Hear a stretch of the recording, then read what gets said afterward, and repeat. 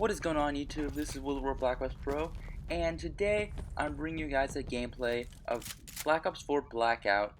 And here we have a solo victory, but what makes this solo victory very different from the previous victories that I've had, or the previous victories that many of you I'm sure have seen on YouTube from other YouTubers, is that this is a 0-kill solo victory, which is extremely hard to get in just a regular solo game of Blackout. Now, a lot of the tips I'm going to give in this video about how to get this solo victory without any kills can also apply just to regular Blackout. So if you're just trying to go for that win, a lot of the tips I'm going to give to you can also apply there. But I'm going to specifically focus on how to get, that path to peace calling card that you can get by winning a Blackout game with 0 kills. Now, I'm also aware that you can get this at the calling card by playing quads or duos and not getting any kills and essentially getting carried by your teammates. I am aware of that, but if you want a real challenge, you can hop into a solo game and try to win the solo game without getting a single kill, without firing a single shot, and that's what I do in this gameplay. And it's extremely difficult because when you get to the end, you need to let the storm kill your opponent, and if you even so much as damage him, one damage, like for example throw a concussion at your opponent, well, what's going to happen is that one damage is going to count as your damage. So even if you don't damage the enemy further, and the enemy gets consumed by the storm, it's still going to count as your kill because you touched the enemy. So you can't even use concussions in this. So it's very, very difficult. So for starters, and this is probably obvious, but you need to land a place with very few enemies. The place of choice in the gameplay in the background is Ghost Town, and the reason for that was because the drop that I know you can't see in the gameplay, because I'm recording from theater mode, by the way, but you can't see from the gameplay because I wasn't able to get a good recording of that. But the flight path was from essentially construction site to asylum, so it was very up in the north part of the map, and it went from construction to asylum. So I knew that not many people were going to arrive in Ghost Town. Now there was one person who arrived in Ghost Town with me, and he arrived on a chopper, and I do see him through a wall with my engineer later on, but I don't get close enough to interact with him. So yeah, he's not really a concern of mine. What I really need to do is just to loot up, because you will not be able to get any further loot essentially after your first drop, because you can't kill someone and take their loot because you're going for a 0-kill gameplay, and it's very hard to find unlooted houses and buildings in mid-game. So you need to get all of your materials and supplies right off the bat. And some places that I recommend for this that are not high traffic, that have a lot of loot, are places like Asylum, places like Ghost Town, places like Nuketown Bunkers. But that of course that depends on your flight path, because you need to really pay attention to where uh, everybody is going to drop. People tend to be very impatient and drop like immediately because they want those hot drop kills, and they just want to get the action right away. So being a little patient can really pay off. As like I waited toward the end of my flight path to fly all this way to Ghost Town and land in Buried.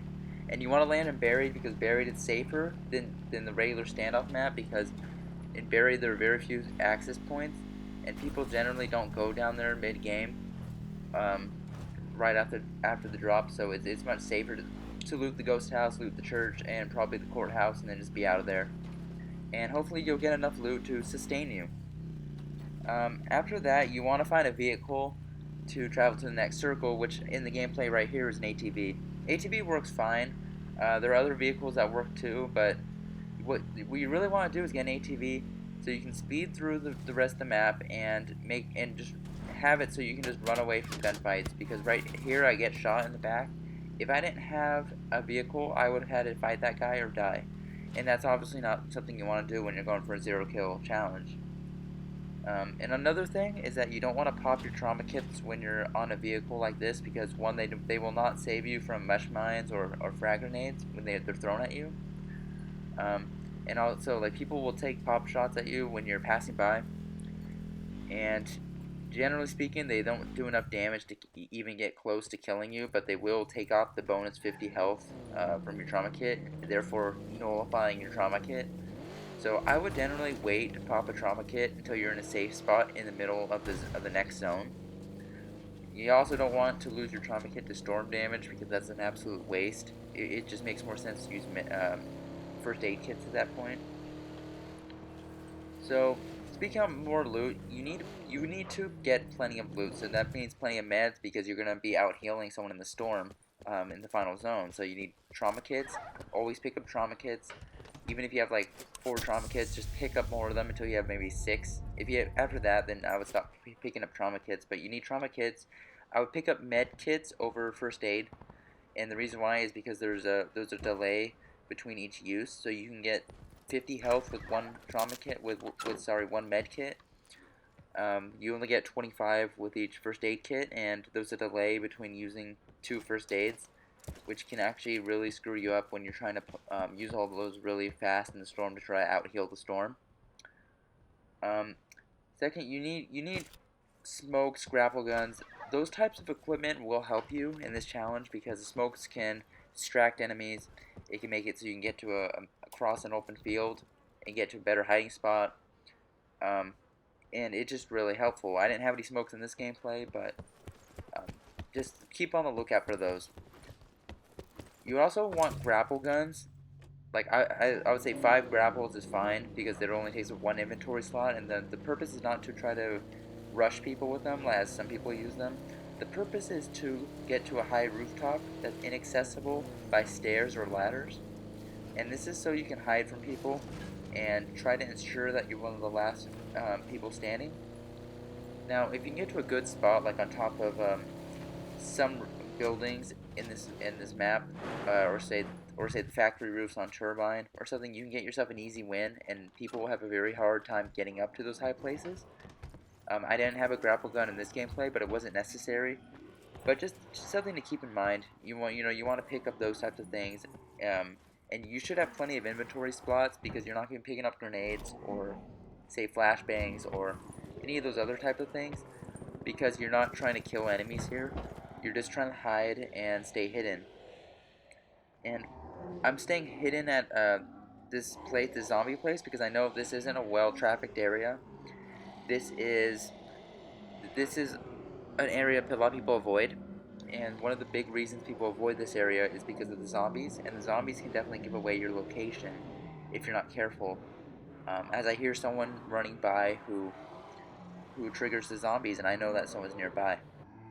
Right there, I'm not sure if you noticed, but I cut out about 3 minute segment from that area there because nothing went on there, and I was just essentially hiding in the room there. And that's a big part of this challenge, is that you want to stay hidden and out of sight as much as possible. Now the zone moves in. The zone is going to force me over to this area of the map, so I need to move. And I know that it's better to move early than wait when everybody else has their back to the storm and is running away from it. So you want to get your move on early, and of course I had my car there. So definitely when you have like an ATV, an SUV, a Mustang, or a cargo truck or a helicopter, it's best to take what you got and just move to the next location as quickly as possible. And part of a big part of winning Blackout, or just getting this challenge in general, is you want to move from hiding spot to hiding spot. So you see, the places I'm hiding at are highly defensible locations, and when people walk in here, as you'll see in a minute, people don't expect you to sit in the corner on top of a shelf like this. Sitting on top of a shelf a lot of times is above their eye level, so they won't notice you immediately, and that gives you enough time to either fight them off, get the first few shots off on them, and put the chance of winning the gunfight in your favor. It can also be used as a very good hiding spot, as there are going to be 2 people who try to search this garage, and they won't find me, even though all I'm doing is just sitting in a corner. And the reason why they won't be able to find me is because I'm out of their perspective. I'm above their eye level, and they'll walk right past me and just won't even know I'm here. And this is what's critical to winning without any kills, is that you gotta stay hidden and you gotta stay out of people's sight. And this is one of the few areas of the map that was in the safe zone at this point. So I'm just sitting here chilling, just waiting for the next person to come by. So right about now, I'm going to hear footsteps coming from the gas station food mart, and it's important to remember that I know where he is because I can hear him. He doesn't know where I am because he can't hear me. And now he's going to open up the door to try to try to check the garage. I have my sights up just in case. I'm not sure I'm gonna have to shoot this guy because, of course, like if you're in a situation where you have to kill the enemy, otherwise you're gonna die, then of course kill the enemy, try to win the game at that point. But because this guy just checked the garage, didn't see anything he liked, and moved on quickly, without even stepping foot in the garage, well, that was very fortuitous in my situation. Because yeah, that guy could easily got me. Then shortly after that encounter, there's another guy who decides to wander into the food mart, and I hear him crouch walking in the gas station food mart, and he's gonna come in here and check his corners. Well, he doesn't see me at all because he's crouched, and his eye level isn't above, can't see above the shelf. And now I'm just keeping my sights on him because in case he decides to turn around and kill me, I need to be able to get a clear headshot on him. And so I'm just aiming at his head, just seeing what he's gonna do. And unfortunately, he just leaves this garage without incident, but he's just waiting on the circle, seeing exactly what he should be able to do. Now at this point, the game's just about over, and we're at the final few circles here. And I want to get my stealth perks off, but I have to wait to pop my consumer, wait to pop my dead silence, wait to pop my skulker, wait to pop my outlander. The reason for this is because those perks make activation noises, and you need to make sure that he can't hear you. And you can very audibly hear activation noises when you pop those perks. So I just wait until he's a little bit out of range. Then I pop those perks, and Skulker and Dead Silence are very nice combo. Is a very nice combo because Skulker makes it so you can crouch walk really fast, which crouch walking is much more quiet than just regular walking or running. And Dead Silence makes, I would guess, reduces your footstep noises by about half. So if you combine the two together, you can move at near sprinting speed, almost completely silent, which is amazing. So definitely run those if you want to sneak past enemies and just sneak around at the end of the game. I also have on Consumer, which Consumer is absolutely necessary for this challenge because you need to out heal the storm, and the storm keeps increasingly becomes more damaging as the game progresses.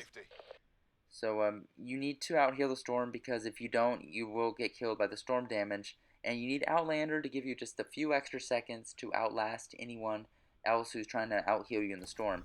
If you do not have both Consumer, Outlander, and also a trauma kit or two, or plenty of meds, by the end game you will not complete this challenge because it's absolutely impossible to out heal the storm when you don't have those two perks and when you don't have sufficient meds. So you definitely need to find those early on, which is why I suggest going to a high loot place like Ghost Town, Asylum, Nuketown, rather than just going to a couple random houses in the desert which you're probably not going to find all of those things you need. Now, in the end game is the most difficult part of this challenge. As you can see, there's only 3 people left. I'm hiding under a rock in the very corner of the circle because I need to stay out of sight at all costs. If I get seen by even one of those guys, I will get shot at. That will alert the other guy to my location, and I have no hope at that point because I don't have any smokes. I don't have anything, a grapple gun or anything to get me out of a sticky situation here.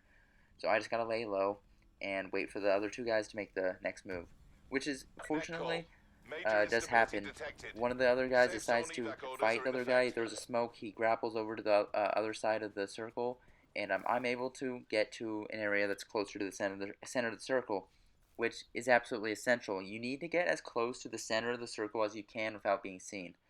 The reason why is because you need to limit your exposure to the zone because after one of the latest patches, I believe in March, Von Hard nerfed the storm, or sorry, nerfed Outlander in the storm because he realized that people were hiding in the storm late game and just out healing people rather than getting into actual gunfights, which was an actual problem.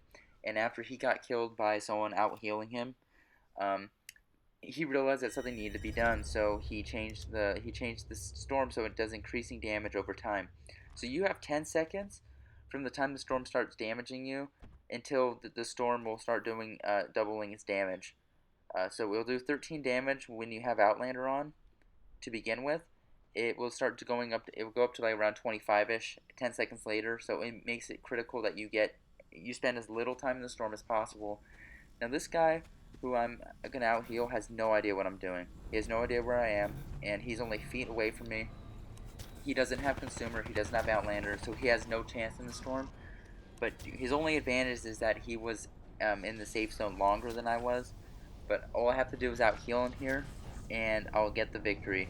And I barely get the victory. I'm knocked down to like 37 or so health before before I kill him. And it took a few tries to get. I came close to getting it yesterday when the final zone came to train station, but I didn't quite make it because I spent a little too much time in the zone, and I wasn't able to keep up with the storm anymore. But fortunately, I got the win today.